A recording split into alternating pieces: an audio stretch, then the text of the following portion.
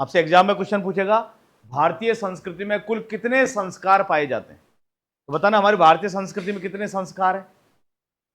कितने संस्कार है? 16। कितने संस्कार? 16। तो भारतीय संस्कृति में 16 संस्कार पाए जाते हैं।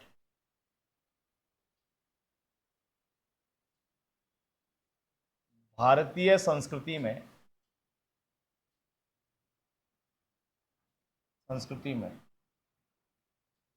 16 संस्कारों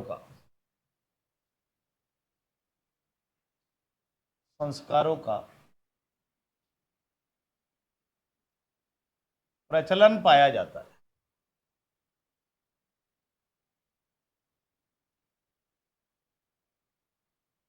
भारतीय संस्कृति में 16 संस्कारों का प्रचलन पाया जाता है। कितने संस्कार पाए जाते हैं भाई? 16।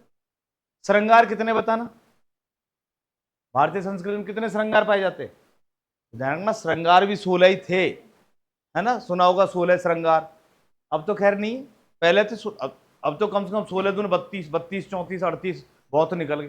अरे 8-10 श्रृंगार तो आंख में घुस जाते हैं, आपने देखा हो तो। ये हाइलाइटर, फिर ये गोल्डन कलर, उसके बाद उसमें बिंदियां छोटी छोटी, फिर मैरिज गार्डन में जाकर के ये आंखों को बार बार झपकाती है, ये छोरे गलतफहमी का शिकार हो जाते हैं। अरे अगली ने आधा घंटा इस आंख पे मेहनत करी तो उसको खोल के रखेगी यूं? अब इस पलक के अंदर श्रृंगार करती है, अगर बार बार यूं नहीं करे तो अंदर वाला श्रृंगार कैसे दिखेगा? इसलिए करना पड़ता है, इनकी मजबूरी है। श्रृंगार भी 16 ही थे, है ना, अभी तो बढ़ गए, आप जान लो। संस्कार भी 16 ही है। अब ये 16 संस्कार कौन से? आपसे क्रम पूछा जाता है। क्वेश्चन पूछेगा भारतीय संस्कृति में 11वें संस्कार के रूप में कौन सा संस्कार प्रचलित है, 10वें संस्कार के रूप में कौन सा संस्कार प्रचलित है, क्रम पूछेगा। अब आपको कैसा पता चलेगा कि भाई कौन से नंबर पर कौन सा संस्कार है? तो एक छोटी सी ट्रिक याद रखनी है। ट्रिक क्या है? तो ट्रिक देखो, गपूसी जान ने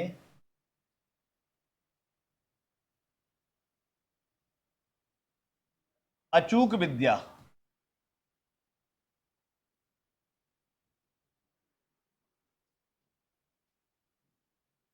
उबे केस से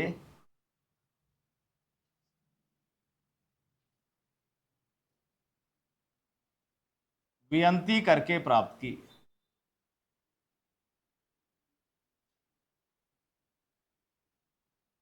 ये ट्रिक है। कपूसी जान ने अचूक विद्या उबे केस से वियंती करके प्राप्त की। ये हमारे सारे के सारे 16 क्या है? संस्कार है। कौन कौन से? तो देखो, पहला जो संस्कार है वो है गर्भाधान संस्कार। कैसे? गर्भाधान। दूसरा जो संस्कार है पूसे, वो है पुंसवन संस्कार।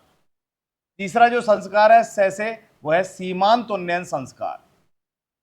चौथा संस्कार है जासे, जात कर्म संस्कार। पांचवा संस्कार है नामकरण संस्कार। छठा संस्कार है निष्क्रमण संस्कार। सातवां संस्कार है अन्नप्राशन संस्कार। आठवां संस्कार है चूड़ाकर्म संस्कार। चूड़ाकर्म संस्कार। नौवां संस्कार है कर्णभेद संस्कार। 10वां संस्कार है विद्या अध्ययन संस्कार, विद्या से विद्या अध्ययन। 11वां संस्कार है उपनयन संस्कार। 12वां संस्कार है वेद अध्ययन संस्कार। 13वां संस्कार है केश से केशांत संस्कार। 14वां संस्कार है समावर्तन संस्कार। 15वां संस्कार है विवाह संस्कार। विवाह संस्कार। कितने संस्कार? 15। कौन कौन से भाई?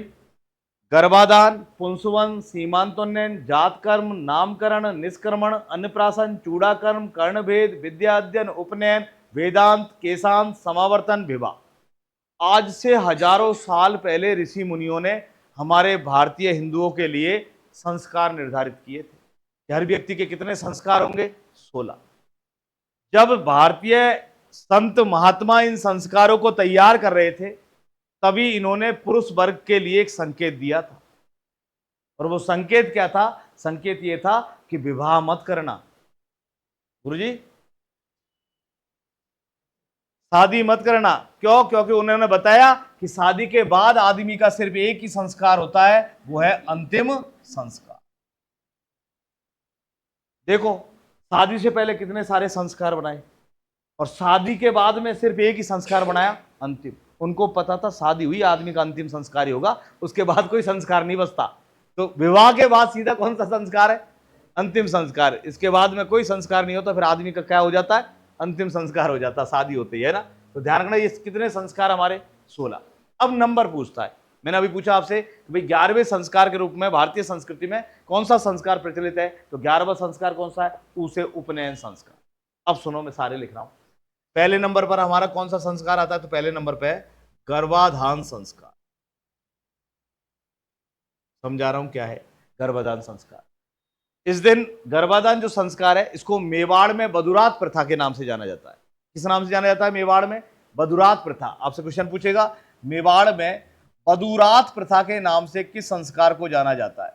जिसको मेवाड़ में क्या कहा जाता है भाई? बदुरात प्रथा के नाम से जाना जाता है। कौन सा संस्कार? गर्भाधान संस्कार।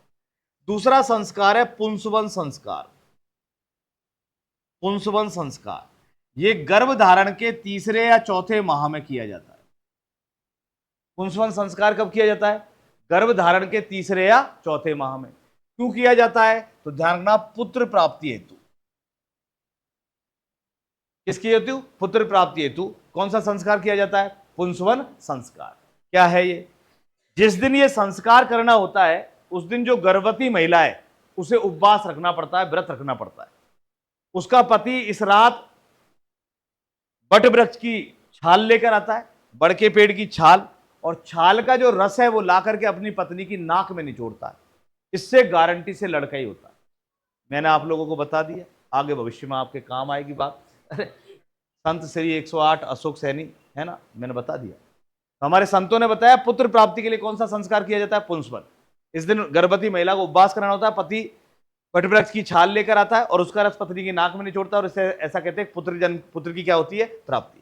तीसरा संस्कार सीमांतोन्नयन संस्कार।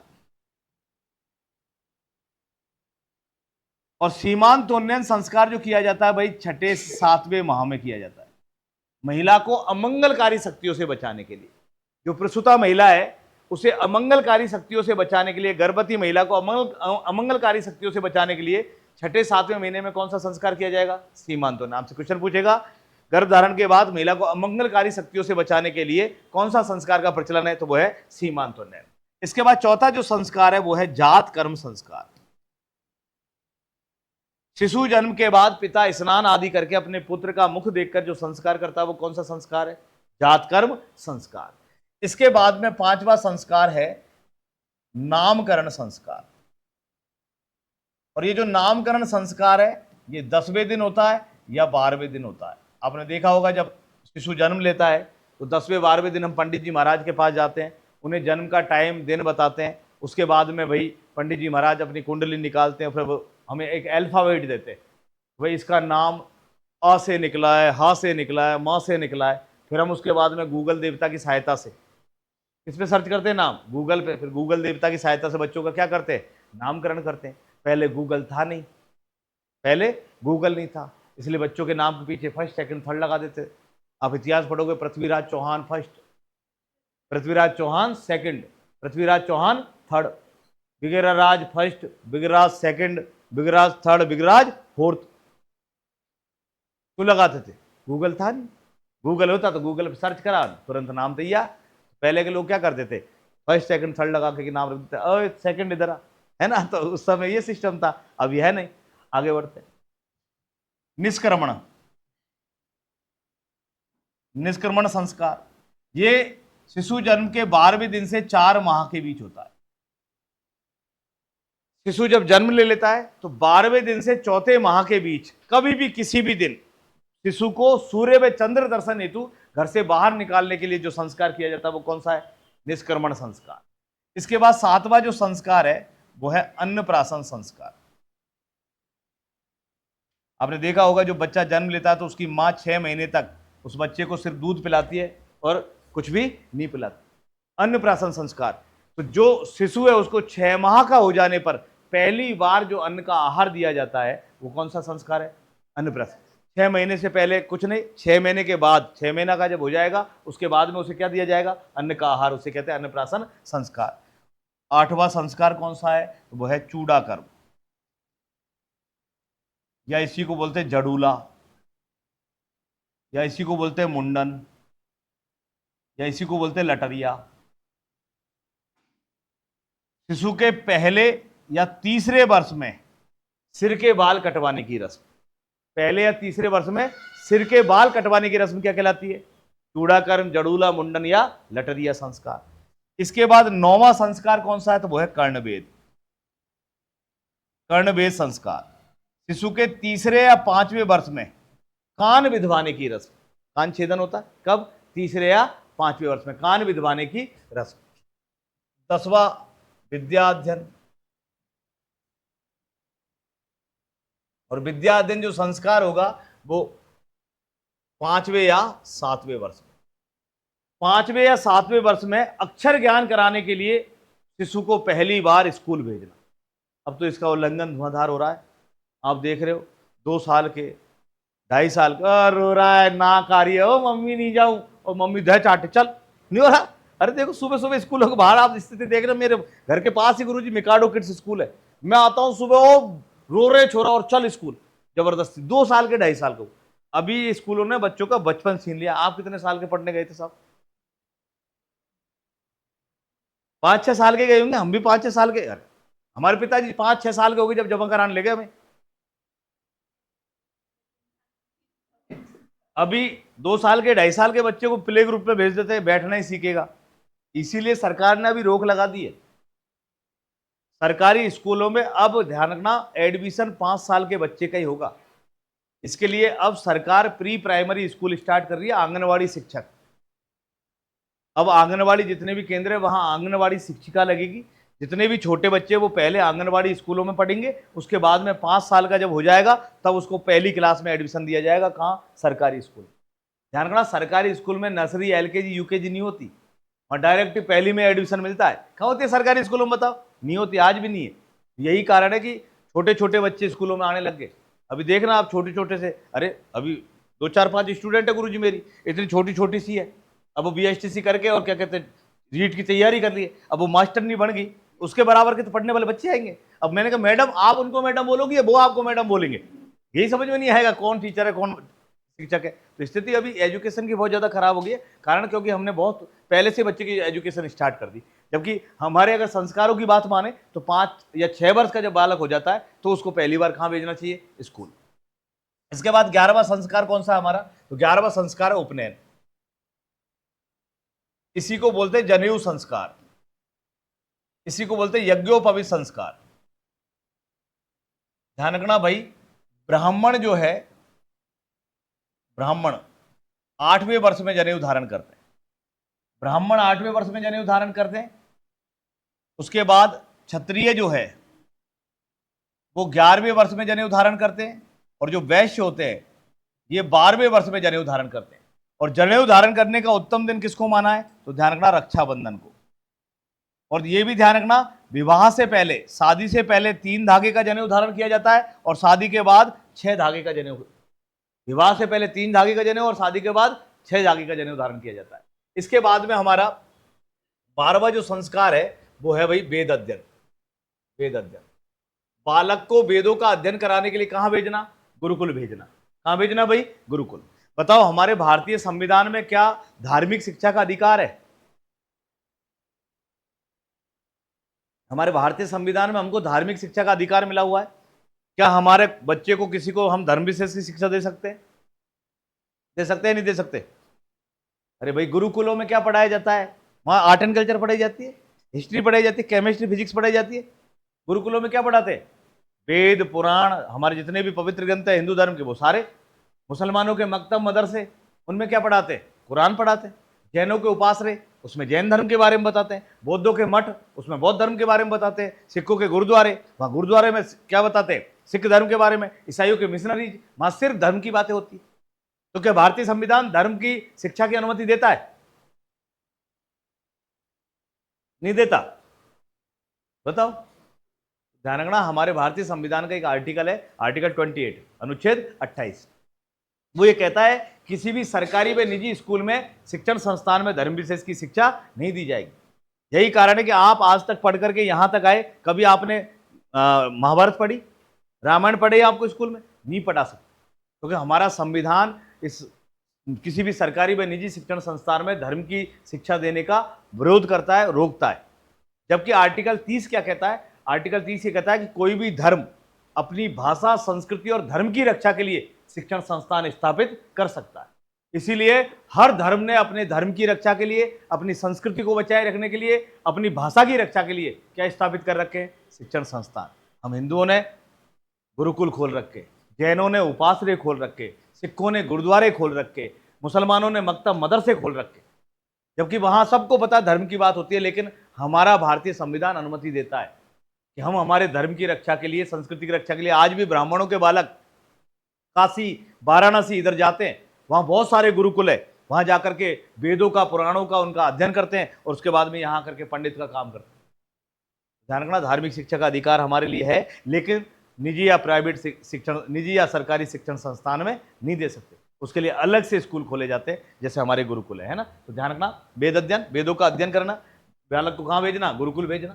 13वां जो संस्कार है वो है केशान संस्कार। जब बालक युवा अवस्था में प्रवेश करेगा तो उसका पहली बार दाढ़ी मूछ कटवाना, कौन सा संस्कार? केशांत। और 14वां संस्कार है समावर्तन, समावर्तन संस्कार। वेदों का अध्ययन करने के बाद, गुरु को गुरु दक्षिणा देने के बाद वापस घर लौटना, कौन सा संस्कार? समावर्तन। जैसे ही घर लौटेगा उसका 15वां संस्कार हो जाएगा, कौन सा? विवाह। क्या कर देंगे उसका? और मैंने आपको बताया विवाह होने के बाद सीधा 16 ही होता है, डायरेक्ट क्या होता है? अंतिम संस्कार। विवाह के बाद कौन सा संस्कार? अंतिम। ये हमारे कितने संस्कार भाई? आपको कोई भी संस्कार एक उठाएगा और आपसे एग्जाम में पूछ सकता है, ठीक है। तो आपको क्या करना है, पहले ट्रिक लिखनी है, बाकी ये संस्कार सारे मैं लिखाऊंगा, ठीक है ना। तो पहले सिर्फ इस ट्रिक को लिख दो, फिर यहां से मैं लिखाऊंगा सारे संस्कार, है ना। किसमें से कहां से क्या पूछेगा, लिखो एक बार ट्रिक लिख दो बस। ऊपर वाली हेडिंग लिखो ऐसे कैसे, और ये वाली ट्रिक लिख दो बस। तो याद रखना, कपूसी जान ने अचूक विद्या उबे कैसे बेअंती करके प्राप्त की।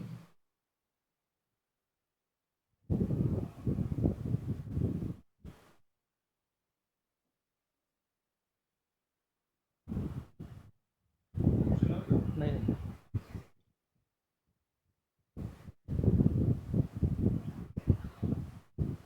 ट्रिक लिख करके नंबर जरूर डालना है ना, जैसे मैंने नंबर डाले। तो यहां से क्या है, ज्यादातर जो क्वेश्चन पूछता है वो नंबर से पूछता है, तो उसको पता है स्टूडेंट यहां कंफ्यूज होगा और गलती करेगा, इसलिए वो आपको कोई भी एक संस्कार लिख कर देगा। उसने दे दिया आपको वेद अध्ययन संस्कार भारतीय संस्कृति का कौन सा संस्कार है, तो आपको बताना है वेद अध्ययन 12वां संस्कार है। या फिर नंबर देकर संस्कार पूछ सकता है, संस्कार देकर के नंबर पूछ सकता है। या लिख दो, फिर फुल फॉर्म तो अपन लिखेंगे इनकी, कैसे गर्भाधान, पूसे पुंसवन, है ना।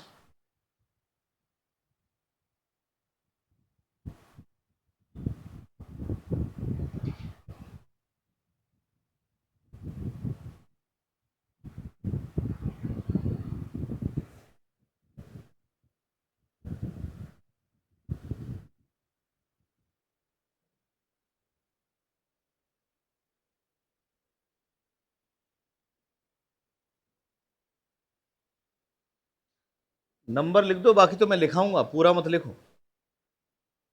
मैं लिखाऊंगा, एक नंबर पे गर्भाधान है, दूसरे नंबर पे अभी लिखूंगा, अपन इसके अंदर लिखेंगे इन संस्कारों में भी। कैसे याद रहेगा आपको, मैंने इतना सारा बताया।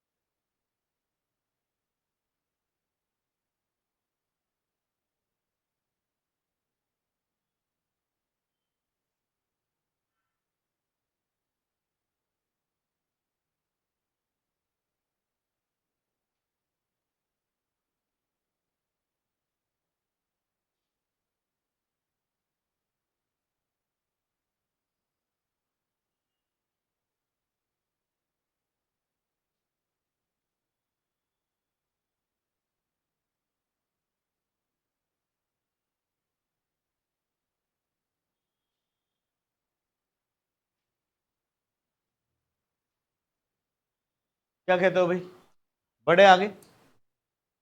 अगर यहां तक छाप दिया हो, बस यही छापना है ना, ये वाला रहने देना। छाप दिया सबने? अब हेडिंग डालो, पहला नंबर 1 लिखो, गर्भाधान संस्कार। नंबर 1 लिख के लिखो, गर्भाधान संस्कार।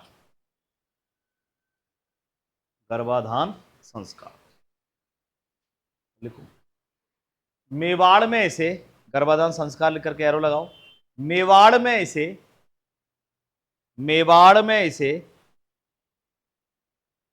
बदुरात प्रथा के नाम से जाना जाता है। लिखा हुआ बोर्ड पे बदुरात, बदुरात प्रथा। मेवाड़ में इसे बदुरात प्रथा के नाम से जाना जाता है। क्वेश्चन आएगा, भारतीय संस्कृति का वो कौन सा संस्कार है जिसे मेवाड़ में बदुरात प्रथा के नाम से जाना जाता है? तो कौन सा संस्कार हुआ? गर्भाधान संस्कार। क्वेश्चन आया, या फिर उल्टा कर देगा, गर्भाधान संस्कार को मेवाड़ में किस प्रथा के नाम से जाना जाता है? बदुरात प्रथा, है ना। तो मेवाड़ में संस्कार को क्या कहा जाता है भाई? बदुरात प्रथा। नंबर 2 लिखो, नंबर 2 लिखो, पुंसवन संस्कार। हेडिंग लिखो, पुंसवन संस्कार। पुंसवन संस्कार,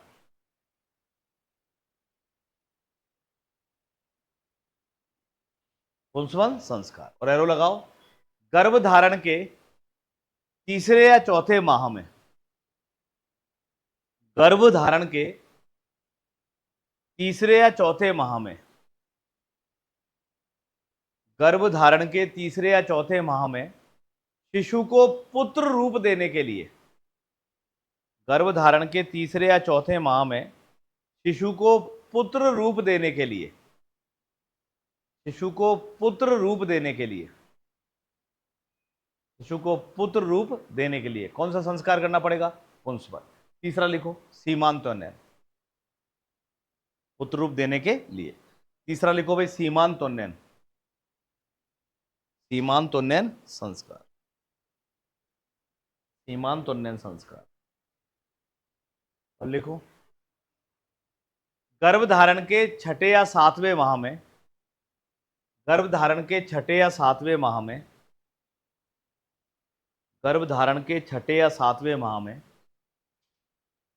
महिला को अमंगलकारी शक्तियों से बचाने के लिए,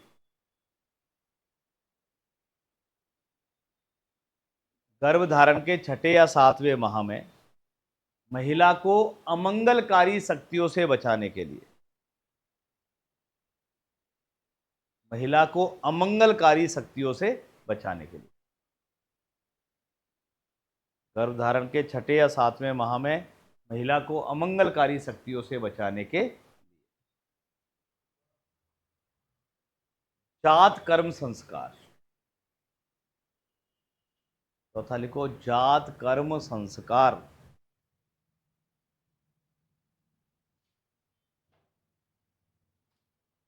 लिखो, शिशु जन्म के बाद, शिशु जन्म के बाद, शिशु जन्म के बाद पिता स्नान आदि कर, पिता स्नान आदि कर, शिशु जन्म के बाद पिता स्नान आदि कर, स्नान आदि कर पुत्र का मुख देखकर, शिशु जन्म के बाद पिता स्नान आदि कर पुत्र का मुख देखकर, पुत्र का मुख देखकर यह संस्कार संपन्न करता है। पुत्र का मुख देखकर यह संस्कार संपन्न करता है। पुत्र का मुख देखकर यह संस्कार संपन्न करता है, यह संस्कार संपन्न करता है। नेक्स्ट लिखो, नामकरण।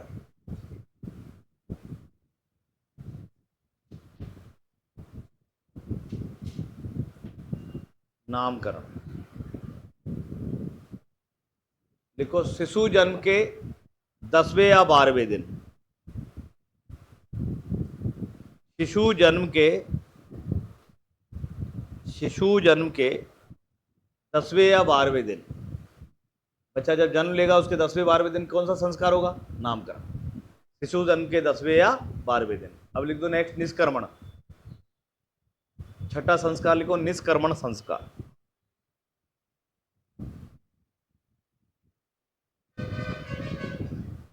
निष्कर्मण संस्कार। और निष्कर्मण संस्कार में लिखो भाई, जन्म के 12वें दिन से, जन्म के 12वें दिन से जन्म के 12वें दिन से चौथे माह के बीच, जन्म के 12वें दिन से चौथे माह के बीच शिशु को पहली बार, जन्म के 12वें दिन से चौथे माह के बीच शिशु को पहली बार सूर्य व चंद्र दर्शन हेतु, सूर्य व चंद्र दर्शन हेतु, सूर्य व चंद्र दर्शन हेतु घर से बाहर निकालने की रस्म,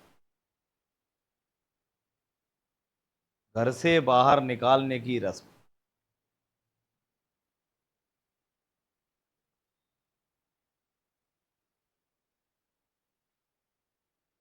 अब लिखो अन्नप्राशन,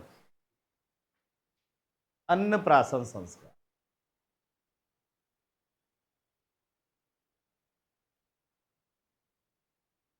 अन्नप्राशन संस्कार। और अन्नप्राशन लिखो, शिशु के 6 माह के हो जाने पर, शिशु के 6 माह के हो जाने पर, शिशु के 6 माह के हो जाने पर उसे पहली बार अन्न का आहार देना, शिशु के 6 माह के हो जाने पर उसे पहली बार अन्न का आहार देना, शिशु के 6 माह के हो जाने पर उसे पहली बार अन्न का आहार देना। नेक्स्ट लिखो अन्नप्राशन के बाद, अब अन्नप्राशन के बाद नेक्स्ट लिखो चूड़ाकर्म जड़ूला मुंडन लटरिया, चूड़ाकर्म जड़ूला मुंडन लटरिया, चूड़ाकर्म जड़ूला मुंडन लटरिया।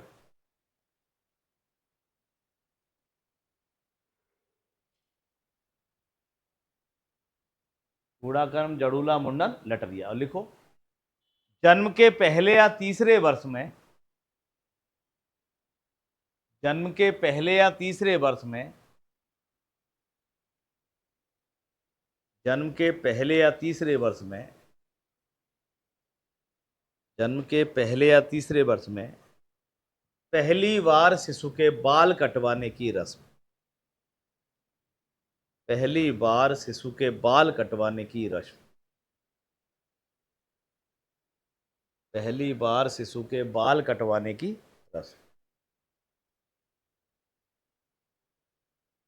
पहली बार शिशु के बाल कटवाने की रस्म। अब लिखो कर्णवेद,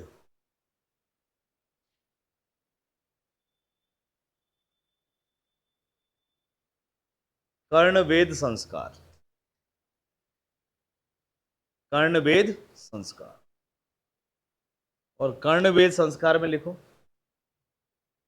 जन्म के तीसरे या पांचवें वर्ष में, जन्म के तीसरे या पांचवें वर्ष में,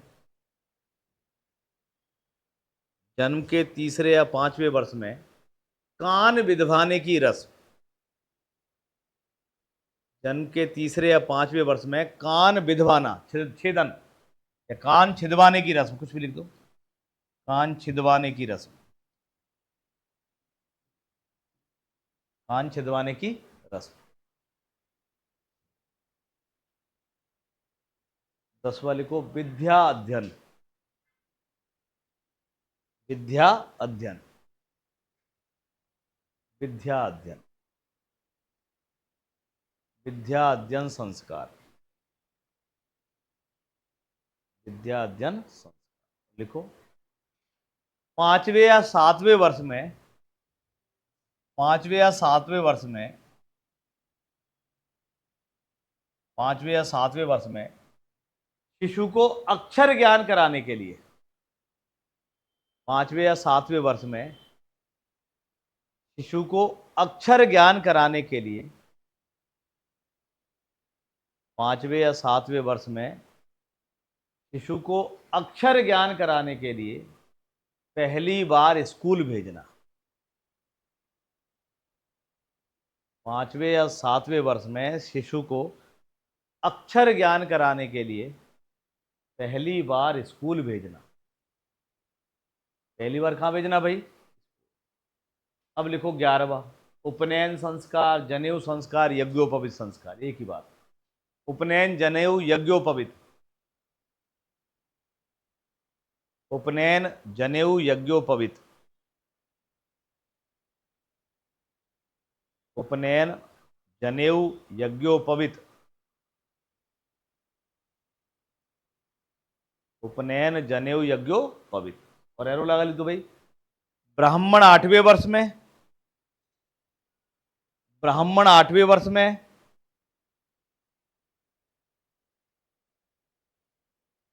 ब्राह्मण 8वें वर्ष में, क्षत्रिय 11वें वर्ष में,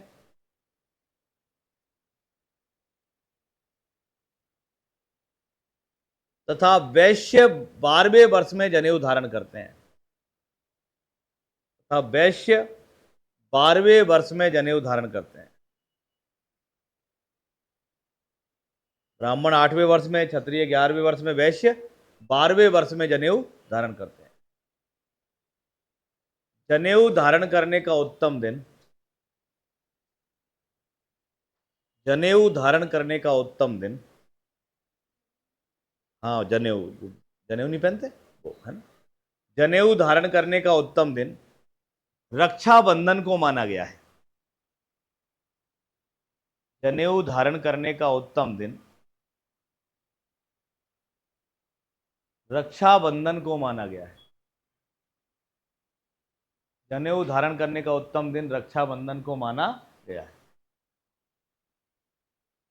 देखो इसी में ही, विवाह से पहले 3 धागे का, इसी में लिखना है ना। विवाह से पहले 3 धागे का,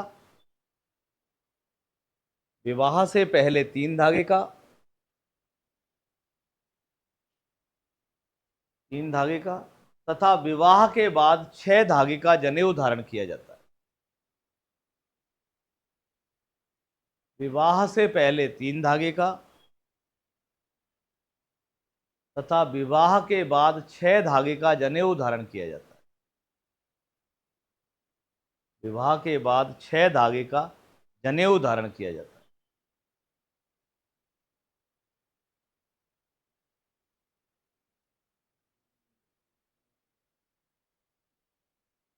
देखो, वेद अध्ययन, 12वां वेद अध्ययन, वेद अध्ययन संस्कार, वेद अध्ययन संस्कार। और लिखो, वेदों का अध्ययन करने के लिए, वेदों का अध्ययन करने के लिए बालक को गुरुकुल भेजना। वेदों का अध्ययन करने के लिए बालक को गुरुकुल भेजना। वेदों का अध्ययन करने के लिए बालक को गुरुकुल भेजना। अब लिखो 13वां भाई, केशांत। वेदों का अध्ययन करने के लिए बालक को गुरुकुल भेजना। 13वां लिखो केशांत संस्कार। और केशांत में लिखो केशांत संस्कार। युवा अवस्था में प्रवेश करने पर, युवा अवस्था में प्रवेश करने पर, युवा अवस्था में प्रवेश करने पर पहली बार दाढ़ी मूंछ कटवाना। युवा अवस्था में प्रवेश करने पर पहली बार दाढ़ी मूंछ कटवाना। पहली बार दाढ़ी मूंछ कटवाना। अब लिखो भाई समावर्तन, समावर्तन। अब लिखो भाई समावर्तन संस्कार, समावर्तन संस्कार। और समावर्तन में लिखो समावर्तन संस्कार। वेदों का अध्ययन कर, वेदों का अध्ययन कर, वेदों का अध्ययन कर, गुरु को गुरु दक्षिणा देकर, वेदों का अध्ययन कर, गुरु को गुरु दक्षिणा देकर वेदों का अध्ययन कर गुरु को गुरु दक्षिणा देकर वापस घर लौटना, वापस घर लौटना। वेदों का अध्ययन करने के बाद गुरु को गुरु दक्षिणा देने के बाद वापस घर लौटने का संस्कार क्या कहलाता है? समावर्तन। जैसे ही घर लौटेगा तो उसका क्या कर देंगे भाई? विवाह। देखो 15वां संस्कार विवाह, 15वां संस्कार लिखो विवाह, विवाह, और लिख करके छोड़ दो, है ना। विवाह संस्कार लिख दो, लिख करके छोड़ दो, क्योंकि विवाह संस्कार हम पूरा डिटेल से पढ़ेंगे आगे, है ना। अब एक नोट लगाओ, विवाह संस्कार के बाद एक नोट लगाओ, इसके बाद इसके नीचे नोट लगा दो और नोट में लिखो समावर्तन संस्कार। समावर्तन संस्कार से विवाह संस्कार तक लिखो, समावर्तन संस्कार से विवाह संस्कार तक, समावर्तन संस्कार से विवाह संस्कार तक, समावर्तन संस्कार से विवाह संस्कार तक इस बालक को स्नातक कहा जाता है। समावर्तन संस्कार से विवाह संस्कार तक इस बालक को स्नातक कहा जाता है। वेदों का अध्ययन करने के बाद जब तक उसका विवाह नहीं होगा तब तक उसको किस नाम से जाना जाता है? स्नातक के नाम से। समावर्तन संस्कार से विवाह संस्कार तक इस बालक को क्या कहा जाता है? स्नातक। और लास्ट 16वां संस्कार लिख दो, अंतिम संस्कार, अंतिम संस्कार। इसको भी हम डिटेल से पढ़ेंगे आगे, है ना। मरने पर कौन कौन सी रस्में होती है इसको पूरा डिटेल से पढ़ेंगे। तो विवाह संस्कार और अंतिम संस्कार को आगे डिटेल से पढ़ेंगे। वापस से समझो एक बार, हमने हमारा टॉपिक स्टार्ट किया राजस्थान के रीति रिवाज एवं परंपराएं। हमारे भारतीय संस्कृति में कितने संस्कारों का प्रचलन है? 16। और ये 16 संस्कार कौन कौन से? क्या है ट्रिक? गपुसी जान ने अचूक विद्या उभे केस से बेअंती करके प्राप्त की। क्या है ट्रिक? वापस बोलो। गपुसी जान ने अचूक विद्या उभे केस से बेअंती करके प्राप्त की। क्या है ट्रिक? वापस बोलो। कपूसी जान ने अचूक विद्या उभे केस से बेअंती करके प्राप्त की। क्या है ट्रिक? वापस बोलो। कपूसी जान ने अचूक विद्या उभे केस से बेअंती करके प्राप्त की। क्या है ट्रिक? वापस बोलो। कपूसी जान ने अचूक विद्या उभे केस से बेअंती करके प्राप्त की। वापस बोलो। कपूसी जान ने अचूक विद्या उभे केस से बेअंती करके प्राप्त की। वापस। कपूसी जान ने अचूक विद्या उभे केस से बेअंती करके प्राप्त की। पहला संस्कार कौन सा था? गर्भाधान संस्कार। मेवाड़ में किस नाम से जाना जाता है?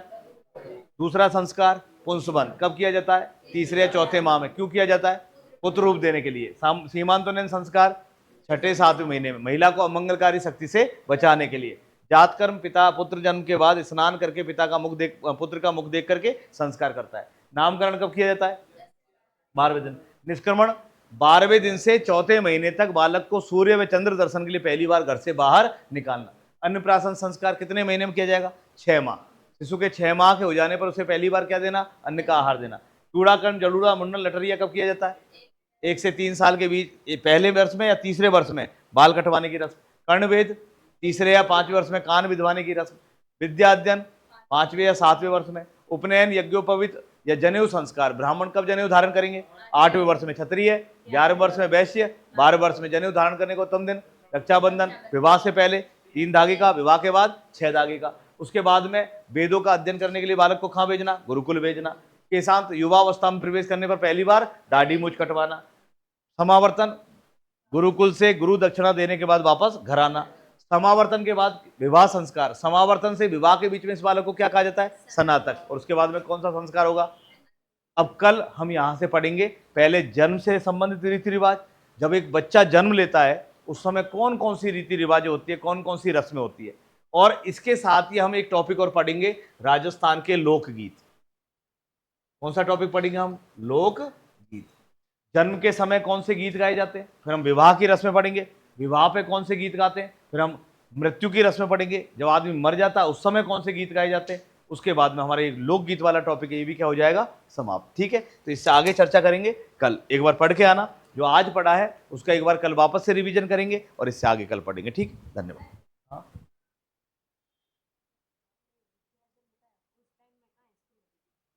इस समय अरे बेटा स्कूलें नहीं होती तो ऐसा थोड़ी था, आश्रम तो होते थे जहाँ अध्ययन कराया जाता था। पहले के लोग पढ़ते नहीं थे, हैं? पहले के लोग नहीं पढ़ते थे? ऋषि मुनियों ने बनाए हैं किसके लिए? हम आज के लोगों के लिए, कि आज हम इनका पालन करें। ऋषि मुनि कब बना कर गए? बहुत पहले। किसके लिए बना कर गए? हमारे लिए, कि हम क्या करें? पालन करें, है ना। उस समय भी स्कूलें हुआ करती थी, आश्रम हुआ करते थे, जिनमें बच्चे पढ़ने के लिए जाते थे, है ना। हमारे भगवान श्री कृष्ण राम भगवान भी पढ़ने गए गुरुओं के पास, नहीं गए थे? तो उस समय भी हुआ करती थी ऋषि मुनि जब थे, तो स्कूल तो शुरू से चली है ना।